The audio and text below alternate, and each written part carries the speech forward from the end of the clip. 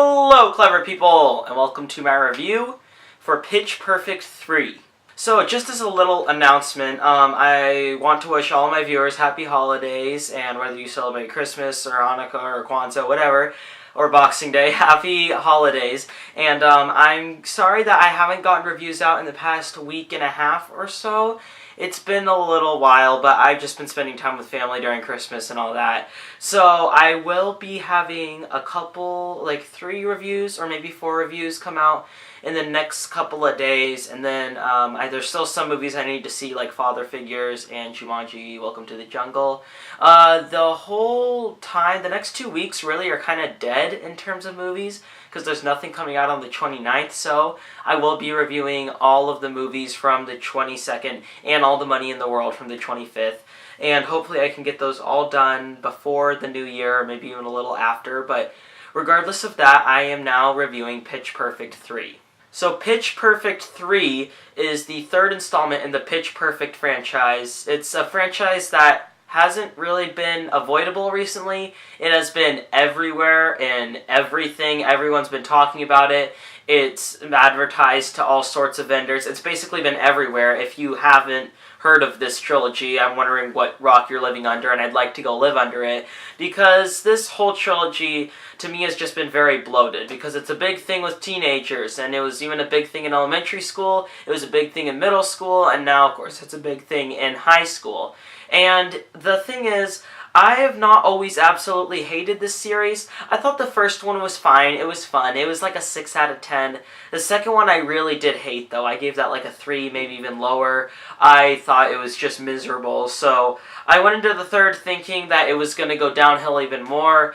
But in the end, you know, it's a fine movie. It's alright. It follows a very simple story. It's just that the Bellas, which is the group that sings, are brought to France, I believe it is. I believe it's France, or it's somewhere where the military are, they basically performing for military people, and they get to travel around to different locations, and it's a competition between a bunch of singers, because none of them really have stable jobs and they aren't able to sing anymore, so they decide to all come together for one last hurrah. And in the meantime, Rebel Wilson is running into some demons from the past. And that's all I will say, because there's a certain actor in this movie that I did not know was in it until that subplot started happening. And when I saw him in there, I was really surprised. And I don't know why he did that to himself. But on to the movie. Pitch Perfect 3, it's reasonably what you'd expect at this point. It's just a lot of a cappella jokes, it's a lot of singing jokes. It's very catering towards teenage girls, and it's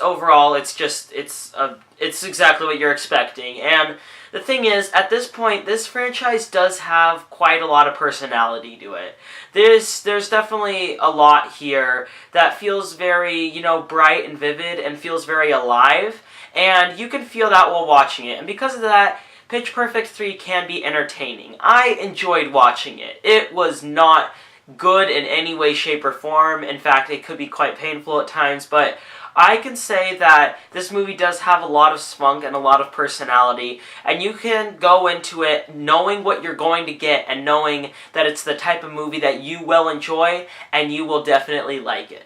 Is it full of a lot of dumb shenanigans? Absolutely. It is filled to the brim with dumb jokes and dumb situations, and it can be very dreadful at times. But honestly, I would be lying if I said that I didn't at least get some enjoyment out of Pitch Perfect 3. It's definitely nowhere close to a great movie. It's not even a good movie, but it is nice to watch. It does have some really weird structural flaws, though. Especially with the fact that the entire movie, or at least the entire first half of the movie, not even first act, the entire first half, is completely geared towards showing how bad they are with this group and how disliked they are, and then in a montage in about a minute, suddenly they're considered the best. And it's a really quick transition that just feels very snappy and very rushed. And also, there's, at the very end of the movie, after a certain scene that involves explosions, they have this one scene where they're discussing someone's future. I'm trying not to go too specific here. And it kind of turns around on what the entire movie was building up.